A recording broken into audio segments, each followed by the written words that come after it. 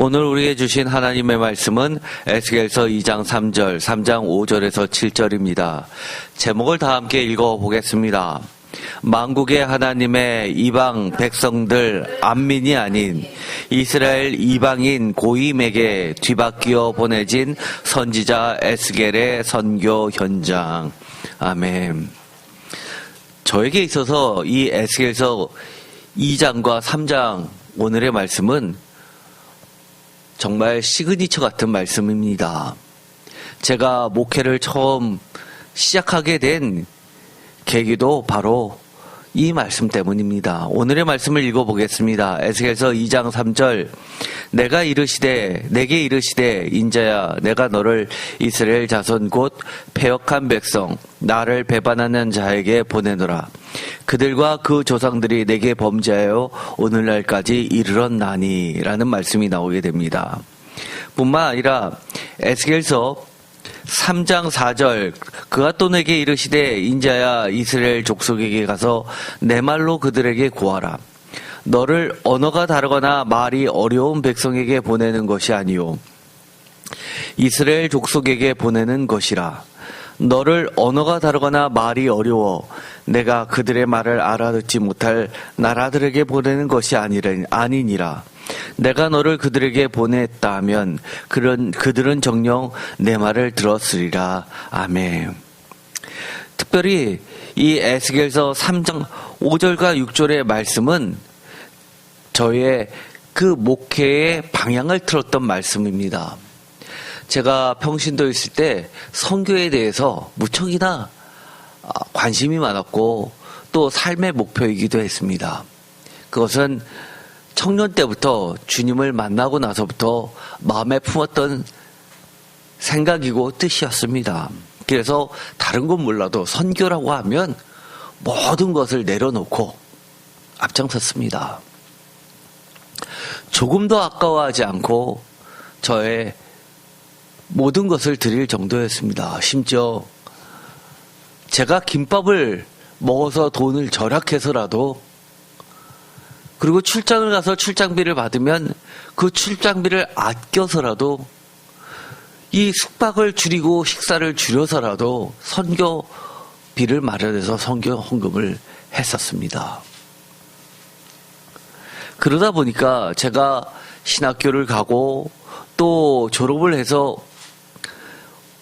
방향을 잡을 때 사실은 국내에 뜻이 없었습니다.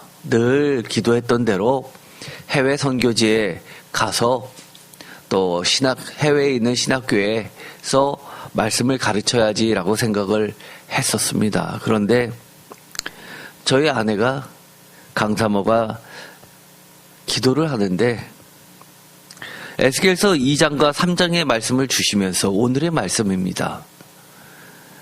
그러면서 기도 가운데 이 말씀이 들렸고 그 말씀을 찾아보니까 진짜 있었습니다. 이런 말씀이 있었는지도 몰랐는데 깜짝 놀라면서 한밤중에 저를 깨우면서 하나님께서 응답을 주셨는데 해외가 아닌가 봐. 그러면서 저에게 다시 한번 기도를 해보라는 겁니다.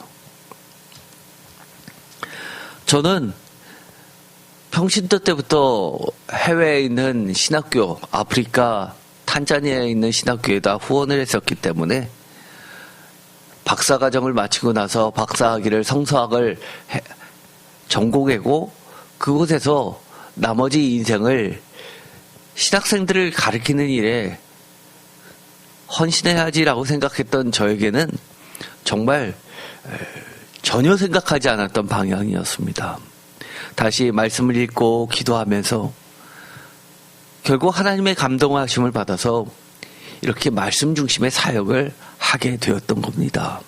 그런데 그 당시에 제가 이 말씀을 받았을 때보다도 오늘의 설교 말씀을 하게 된 배경에는 하나님의 그 놀라우신 뜻들이 너무 많이 들어있었습니다. 에스겔서 2장 3절 내게 이르시되 인자야 내가 너를 이스라엘 자손 곧 패역한 백성 나를 배반한 자에게 보내노라. 그들과 그 조상들이 내게 범죄하여 오늘날까지 이르렀느니 또 에스겔서 3장 4절 그가 또 내게 이르시되 인자야 이스라엘 족속에게 가서 내 말로 그들에게 고하라. 너를 언어가 다르거나 말이 어려운 백성에게 보내는 것이 아니요 이스라엘 족속에게 보내는 것이라. 나는 너를 이스라엘 족속에게 보낸다라고 하시는 그 말씀과 6절 너를 언어가 다르거나 말이 어려워 내가 그들의 말을 알아듣지 못할 나라들에게 보내는 것이 아니니라. 내가 너를 그들에게 보냈다면 그들은 정녕 내 말을 들었으리라 라는 이 말씀대로 한국께서 한국 사람을 대상으로 목회를 시작하게 된 겁니다. 저는 단순히 해외는 언어가 다른 곳 그리고 또 하나님의 말씀이 필요한 곳, 복음이 전파되어야 되는 곳, 국내는 그래도 3분의 2가 하나님의 말씀을 접했고, 그래서 해외 선교사를 파송하고 성경을 배포하는 선교 세계 3위 국가 한국이라고만 늘 생각했었는데 이 말씀을 받아들이기가 쉽지 않았습니다. 어쨌든 기도 가운데 국내로 방향을 틀고 나서 그리고 나서 목회를 시작하는데 지금은 벌써 10년이라는 세월이 흘렀고 뒤돌아보면 하나님의 인도하심이 있었다고 그리고 정말 필요했었던 것이라고 저는 수긍할 수밖에 없습니다.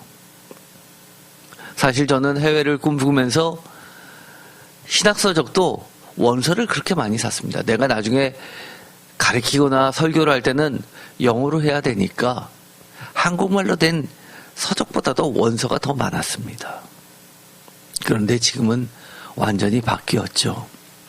그런데 이 말씀을 보면 이렇게 되어 있습니다. 에스겔서 2장 3절에 보면 이스라엘 자손을 이렇게 이야기합니다. 패역한 백성이라고 이야기합니다.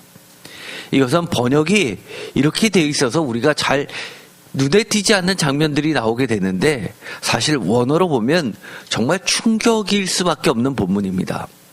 현재 하나님의 선민 선택에서 제외된 이스라엘 이방인에 대해서 이야기를 하고 있기 때문입니다. 이스라엘 그러면 하나님의 선민이죠. 그런데 이 본문은 선택에서 제외된 이방인이라는 겁니다. 더 이상 선민이 아닌 이방인과 다를 바 없는 이스라엘이라는 겁니다. 평소에 하나님께서 하나님의 백성이라고 부를 때는 이 백성은 안민입니다. 복수형이에요. 뒤에 보면 임자가 붙게 되는데 이것이 복수형을 나타냅니다. 안민이라고 불렀었는데 더 이상 하나님께서는 안민이라고 부르지 않고 이처럼 고임이라고 부릅니다. 하나님의 백성이라는 정체성이 더 이상 의미 없게 된 이스라엘을 이야기하고 있습니다. 그래서 에스겔서 2장 3절을 보면 이스라엘 자손이라고 하고 이스라엘 백성이라고 하지 않고 이스라엘 자손, 곧 패역한 여기서는 표준세 번역은 민족이라고 번역했지만 정확하게 히브리어 원어로 보면 패역한 이방인입니다. 그래서 이 앞쪽에 있었던 이스라엘 자손할 때 이 자손은 분해 이스라엘이라고 해서 분해는 벤, 우리가 잘 알고 있죠. 벤, 뭐뭐뭐의 아들이라는 뜻입니다. 그것에 분해라고 해서 연결형으로 만든 건데 이 아들이란 개념은 자손이라는 2차적 뜻이 있고 아버지는 2차적 뜻은 반대로 조상이라는 뜻도 가지고 있습니다. 그런데 이 이스라엘 백성을 부를 때는 이렇게 이야기합니다. 패역한 고임이라고 합니다. 이방인이라고 이야기하죠. 또 에스겔서 3장에 보면 이렇게 되어 있습니다. 4절 그가 또 내게 이르시되 인자야 이스라엘 족속에게 가서 내 말로 그들에게 고하라. 그런데 이걸 원어로 보면 번역을 족속이라고 했지만 이스라엘 고임, 이스라엘 이방인들에게 가서 내 말로 그들에게 고하라 라고 되어 있습니다. 그리고 5절에는 이렇게 되어 있습니다. 너를 언어가 다르거나 말이 어려운 이방인 백성에게 보내는 것이 아니요 라고 되어 있는 게 아니라, 원어는 너를 언어가 다르거나 말이 어려운 즉 내 백성에게 보내는 것이 아니요 라고 되어 있습니다. 그러면서 이스라엘 족속에게 보내는 것이라, 이스라엘 족속할 때 이 족속은 이스라엘 백성이라고 부르는 것이 아니라 이스라엘 집이라고 바꾸어 표현하고 있습니다.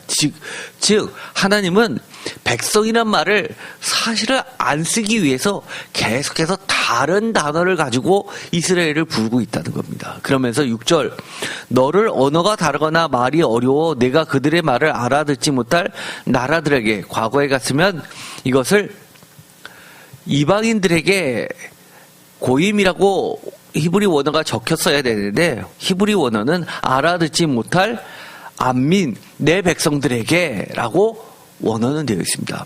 번역을 나라들에게 라고 번역했지만 사실 이것은 원어를 살려가면서 번역을 했으면 훨씬 좋았고, 정 안 됐으면 거기다 각주를 달고 그 밑에다 표시를 해줬으면 하나님의 뜻이 더 명확하게 반영됐을 텐데 라는 아쉬움이 있습니다.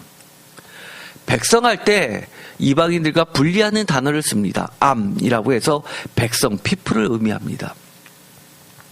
이스라엘에 뒤바뀐 처지를 이야기합니다. 선민, 신민, 하나님의 백성들이 아니라, 선택받은 신분이 아니라 변화가 돼서, 전통적으로는 하나님의 백성, 신민 사상이 있었는데, 또는 선민 사상이 있었는데 그것을 안민이라고 불렀는데, 이제는 에스겔에 와서는 고임, 이방인이라고 불려지게 된 겁니다. 그리고 이스라엘 백성이라고 하지 않고 이스라엘 집, 베이트, 하우스, 족속이라고 불러줍니다. 전통적으로는 이방인들을 가리킬 때나 이 고임을 썼습니다. 그러나 에스겔에 와서는 열국의 하나님의 백성들이라고 지칭하면서 하나님의 선민들이라고 이야기하는 거나 마찬가지입니다. 현재 하나님의 선민 선택에서 제외된 이스라엘은 더 이상 선민이 아니라 이방인입니다. 그래서 저는 이것을 구분하기 위해서 이스라엘 이방인이라고 부릅니다.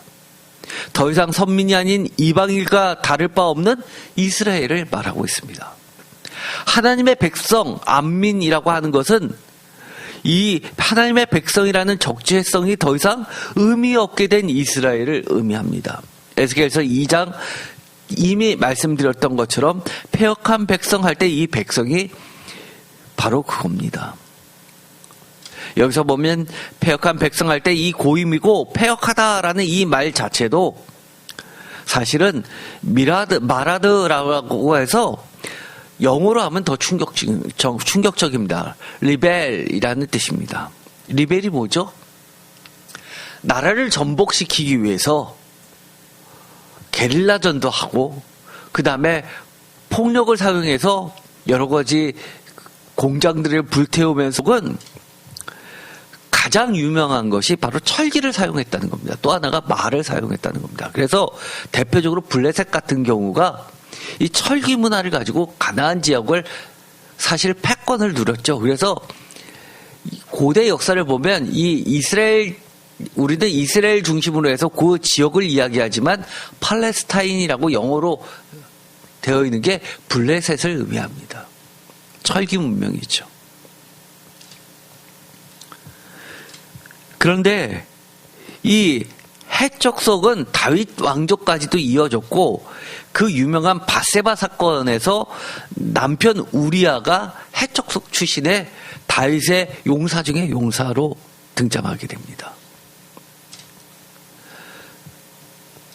이처럼 이 해적석이라는 사람들은 문명적으로도 매우 뛰어나서 여러 가지 계약법, 그 다음에 함무라비 법전, 이런 것들에서, 그리고 햄족속이라고 하면 굉장히 가난한 민족이지만 행정이라든지 문학이라든지 건축 등에 뛰어난 민족으로 그려내고 있습니다. 가장 유명한 것은 아마 이 상형 문자를 가졌다는 겁니다. 이스라엘 사람들이 문자를 가지기 이전부터 이들은 문자를 가졌다는 것이죠. 이 히타이트라고 하면 이처럼 아직까지도 고대의 유적들이 굉장히 많이 남아 있습니다. 그 유명한 카파도기아, 터키에 가면, 성지순례 가면 이쪽을 반드시 사람들이 찾아가죠. 여기에도 이 히타이트 문명이 그대로 남아있는 유적들을 많이 발견하게 됩니다. 그런데 하나님은 이 이스라엘 백성들에게 이렇게 이야기합니다. 너희들 그렇게 대단한 거 아니야. 너희들이 그렇게 말하는 하나님이 싫어하는 백성들이라고 이야기하는 그 후손일 뿐이야 라고 이야기합니다. 너는 처음부터 지금까지 계속 하나님의 대적자들이었어 라고 이야기하는 것과 똑같습니다. 에스겔서 16장 6절에 보면 이런 말씀이 나옵니다. 내가 내 곁으로 지나갈 때에 내 곁이 뭡니까? 버려진 아이죠. 내가 피투성이가 되어 발짓하는 것을 보고 내게 이르기를 너는 피투성이라도 살아있으라. 다시 이르기를 너는 피투성이라도 살아있으라 하고 제발 살아만 달라고 이야기하면서 7절 내가 너를 들의 풀같이 많게 하였더니 내가 크게 자라고 심히 아름다우며 유방이 뚜렷하고 내 머리털이 자랐으나 내가 여전히 벌거벗은 알몸이더라. 8절 내가 내 곁으로 지나며 보며 내 때가 살아갈 만한 때라. 내 옷으로 너를 덮어 벌거벗은 것을 가리고 내게 맹세하고 언약하여 너를 내게 속하게 하였느니라. 나 주여의 말입니다. 이 여인이 누굽니까? 이스라엘 백성이라는 겁니다. 내 옷으로 감쌌던 나는 누구라는 겁니까? 하나님이라는 겁니다. 너희들의 정체성을 제대로 알으라는 겁니다. 또 에스겔서 16장 45절 너는 그 남편과 자녀를 싫어한 어머니의 딸이요 너는 그 남편과 자녀를 싫어한 형의 동생이로다. 내 어머니는 햇사람이요 내 아버지는 아모리 사람이며. 사실 이런 구절은요 성경을 검색해보면 에스겔서 말고는 나오지 않습니다. 감히 누가 이런 말을 합니까? 감히 누가 이런 말을 합니까? 예를 들어서 제가 감리교 목사입니다. 그런데 장로교 목사가 감리교를 비판한다고 한들 얼마나 그게 호소력이 있겠습니까? 그런데 감리교 목사가 감리교 내부를 고발하면서 감리교를 비판했다고 칩시다. 그 비판했던 감리교 목사는 감리교 교단으로부터 어떤 교단의 재판을 통해서 제재를 받을 것을 각오해야 될 겁니다. 그만큼 파급효과는 크다는 얘기죠. 제사장 출신의 에스겔이 이렇게 이야기합니다. 내 어머니는 햇사람이요 내 아버지는 아모리 사람이며. 46절 내 영은 그 딸들과 함께 내 왼쪽에 거주하는 사마리아요 내 아우는 그 딸들과 함께 내 오른쪽에 거주하는 소돔이라. 이 말은 더 한술 더 뜹니다. 지금까지는 심지어 예레미야에서는 내 언니는 사마리아요. 너는 그 동생인데 너의 죄가 사마리아의 죄보다 더 많다라고 이야기했는데 아예 여기는 에스겔은 더 뛰어넘어서 뭐라고 이야기하냐면 소돔까지도 너의 가족이라는 겁니다. 47절 내가 그들의 행위대로만 행하지 아니하며 그 가정한 대로만 행하지 아니하고 그것을 적게 여기서 내 모든 행위가 그보다 더 부패하였다. 소돔보다 더 악하다는 겁니다. 그러면 끝 아닙니까? 우리가 지금도 하는 말이 있죠. 하나님을 안 믿는 사람도 이 말을 합니다. 말세야 말세 이런 말과 함께 소돔과 고모라야 이렇게 이야기하시는 분들 굉장히 많죠. 거의 일반인들도 아는 단어입니다. 갈 때까지 갔다는 얘기죠. 그보다 더 나쁠 수는 없다는 겁니다. 멸망 직전이라는 겁니다. 멸망받을 수밖에 없다는 겁니다. 그런데 소돔 그것을 적게 여겨서 내 모든 일과 그보다 더욱 부패하였다. 이게 누구의 말씀이라는 겁니까?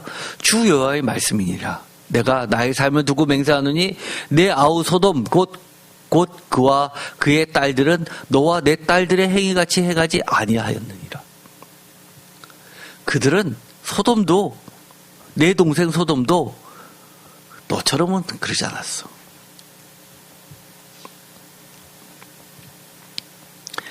예레미야는 3장 11절에 자매 유다의 죄를 언니 이스라엘의 죄보다 크다라고 정도로만 이야기했습니다. 예레미야 3장 8절 내게 패역한 이스라엘이 간음을 행하였으므로 내가 그를 내쫓고 그에게 이혼서까지 주었으되 그의 반역한 자매 유다가 두려워하지 아니하고 자기도 가서 행음함을 내가 보았노라. 그가 돌과 나무와 더불어 행음함을 가볍게 여기고 행음하여 이 땅을 더럽혔거늘 10절 이 모든 일이 있어도 그의 반역한 자매 유다가 진심으로 내게 돌아오지 아니하고 거짓으로 할 뿐이라 여호와의 말씀이니라. 배신한 자매 유다라고 이야기합니다. 11절 여호와께서 내게 이르시되 다같이 읽겠습니다. 배역한 이스라엘은 반역한 유다보다 더 자신이 더 의로움이 나타났나니. 표준 세번역으로도 읽겠습니다. 주께서 또 나에게 말씀하셨다. 비록 이스라엘이 나를 배신하였다고 하지만 신실하지 못한 유다보다는 낫다. 대놓고 이렇게 이야기하십니다. 이 정도 되면 도대체 남유다가 이스라엘이 더 이상 하나님 앞에 내가 선민이라고 얘기할 수 있을까요?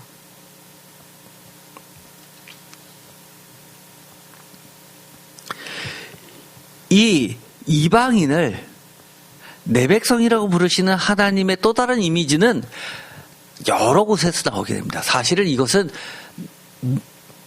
문맥상으로는 같은 효과를 불러냅니다. 이방인들, 버려진 이방인들, 그렇게 멸시하던 이방인들의 아버지, 내 백성이라고 부르시는 하나님의 모습은 사실 고아의 아버지다라고 말씀하시는 거나 마찬가지입니다.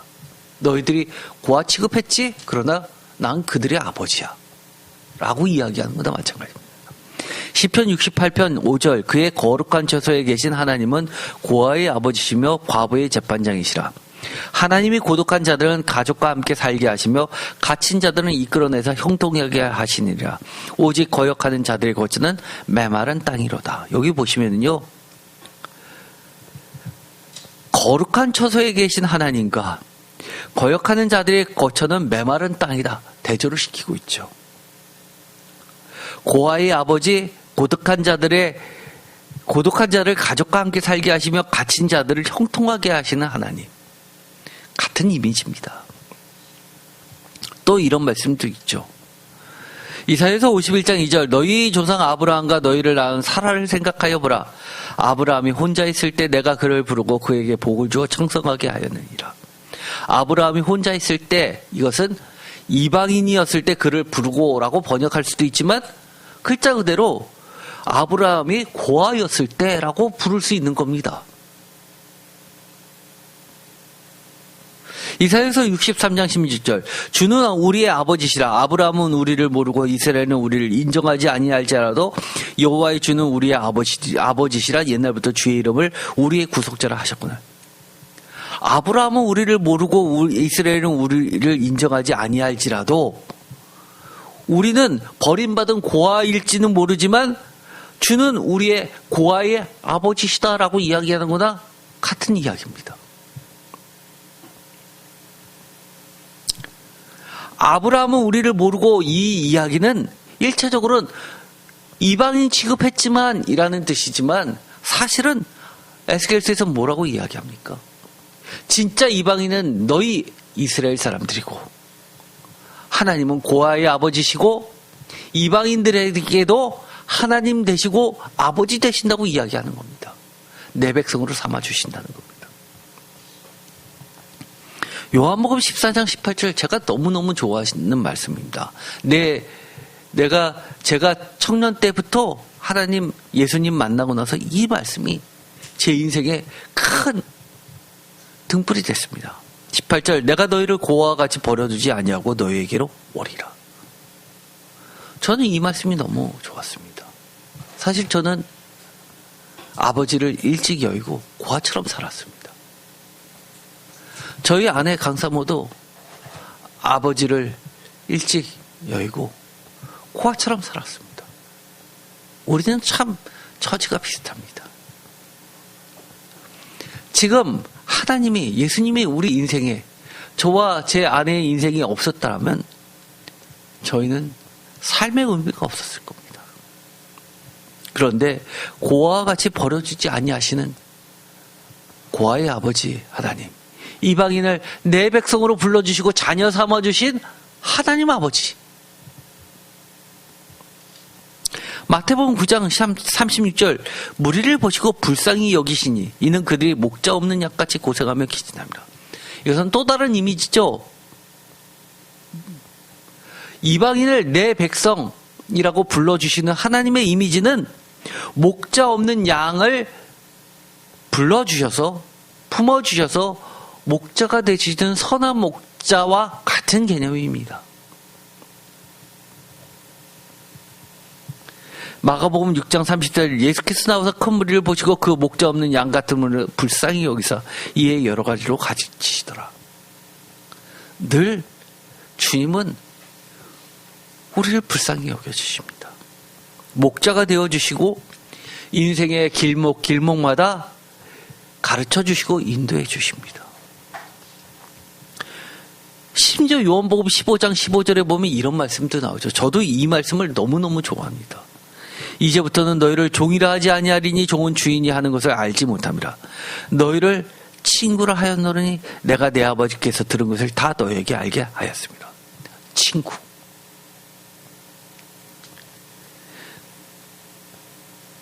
그래서 저는 늘 예수님이 저의 친구 같습니다. 제가 청년 때 기도하는, 대표 기도하는 모습을 제가 제 아내를 사귀기 전인데 강서모가 청년 때 듣고 나서 그런 생각을 했답니다. 기도를 저렇게 하는 거야? 너무 편하게 기도를 하더랍니다. 마치 친구한테, 가까운 사람한테 말하듯이 기도하는 거 보고 기도가 저런 거야? 라고 생각을 했었답니다. 여러분, 기도가 어려우신가요? 주저리 하세요. 주저리. 시시콜콜이 예수님께 기도하세요. 말하세요. 친구라고 하시지 않습니까? 친구한테 무슨 말을 못합니까? 자격 없는 우리를 백성을 넘어서 자녀로 부르시는 하나님, 심지어 예수님은 종이 아닌 친구라 불러주시는 예수님, 얼마나 감사하고 귀하고 감격스럽습니까? 그런데 하나님을 믿는다 하면서, 예수님을 사랑한다 말은 하면서도 하나님과 예수님에 대한 이러한 감격, 감사, 귀하고 소중한 복음을 지키고 전하는 것이 하나님과 예수님을 믿기 전과 후에서 나의 마음과 삶이 다르지 않는다면, 주님과 주님의 부탁하신 말씀 때문에 나중에 따돌림을 받고 미움을 받고 박해를 받거나 곤란한 처지에 놓이거나 경제적 어려움과 손실을 입게 되면 주님과 주님의 말씀을 다 버리고 떠날 여전히 땅끝 선교지일 뿐입니다.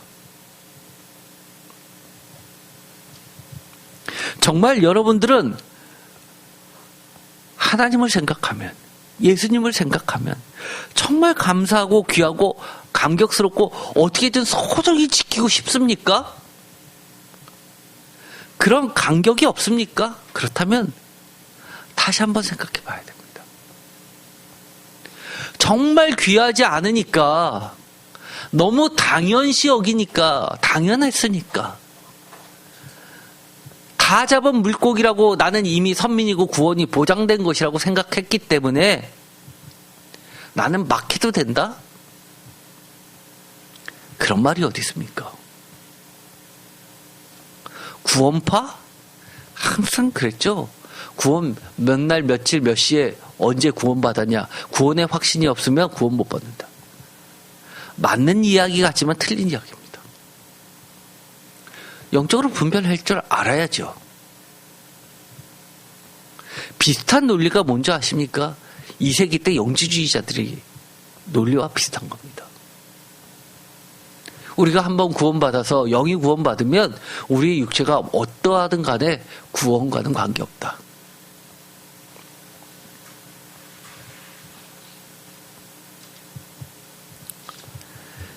결론입니다. 이방 열국의 하나님의 백성들, 만 백성, 안민이라고 부르시죠. 이방인 이스라엘, 고임입니다. 이처럼 이방인이라 부르던 자들이 하나님의 백성 안민이 되고 스스로 하나님의 백성 안민이라고 생각했던 이스라엘이 고임, 이방인이 되어버린, 뒤바뀌어져 버린 그 시대에 그들에게 보내진 선지자 에스겔의 선교 현장은 사실은 대한민국 21세기 오늘 우리가 서 있는 자리입니다. 땅끝과 같은 선교지가 되어버린 한국입니다. 그것을 어떻게 알 수 있을까요? 통계로 밝혀지나요? 통계 이전에 하나님은 중심을 보십니다. 내 마음에 정말 감격이 있습니까? 하나님의 말씀은 어떻게든 지키려고 발버둥 치십니까? 정말 복음이 귀합니까?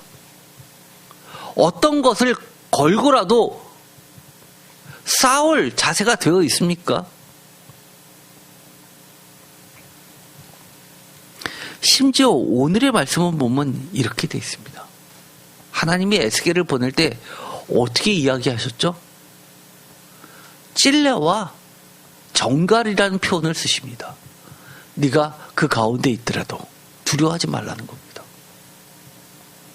정갈, 찔레. 우리나라에서는 그 찔레가 별로 실감이 안 납니다. 제가 케냐에 선교 여행을 갔는데요. 더운 지방일수록요, 이 찔레가요, 이 가시들이 얼마나 단단하고 센지 한번 박히면요, 못이 박힌 것 같습니다. 엄청 셉니다. 그리고 독도 얼마나 센지요. 퉁퉁 붙습니다.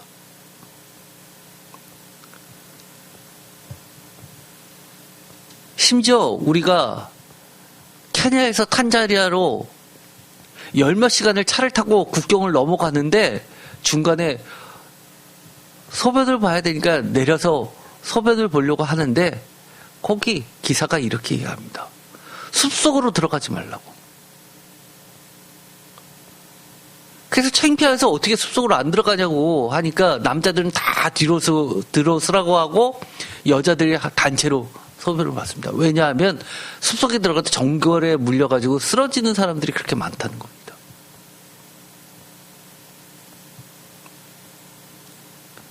여러분의 마음들이 주님의 그 귀한 복음과 택하심을 안다면, 주님의 은혜를 안다면 여러분은 참 하나님의 백성입니다. 그렇지 않다면 우리가 이미 땅끝이 되어버린 21세기 한국에서 우리의 역할들이 있겠죠. 그게 무엇일까요? 에스겔의 역할입니다. 내가 내 자신에게 에스겔이 되든지 아니면 내가 타인에게 에스겔이 되든지. 오늘 우리에게 이렇게 얘기해 주십니다. 하나님은 이 복음이 거저 주어졌지만 그렇게 값싼 게 아니라고 합니다. 너무 귀하기 때문에 값없이 줬다고 이야기합니다. 제목을 다 함께 읽어보겠습니다. 만국의 하나님의 이방 백성들 안민이 아닌 이스라엘 이방인 고임에게 뒤바뀌어 보내진 선지자 에스겔의 선교 현장. 기도하고 마치겠습니다. 하나님 감사합니다. 오늘 하나님께서 왜 이스라엘 백성들에게 그토록 실망하시고 패역하다고 말씀하시는지 이해할 것 같습니다. 심지어 소돔보다도 못하다고 이야기하십니다. 혹시 우리를 향해서 하나님께서 그렇게 말씀하실까 두렵습니다. 우리가 우리 자신 돌아볼 때 우리 마음속에 하나님의 그 크신 사랑과 선택하심에 대한 감격과 감사, 그리고 주님이 우리를 친구로 불러주시고 하나님께서 우리를 고아처럼 남겨두지 아니하시고 아버지로 되어주심을 우리가 정말 귀하게 여기고, 우리 주변에 말이 어려워서 말이 달라서 전하지 못하는 외국 땅도 아닌데 우리 주변에 하나님을, 예수님을 전하고 하나님의 말씀과 예수님의 부탁하신 명령들을 지켜나갈 수 있게 하여 주시옵소서. 예수 그리스도의 이름으로 기도드립니다. 아멘.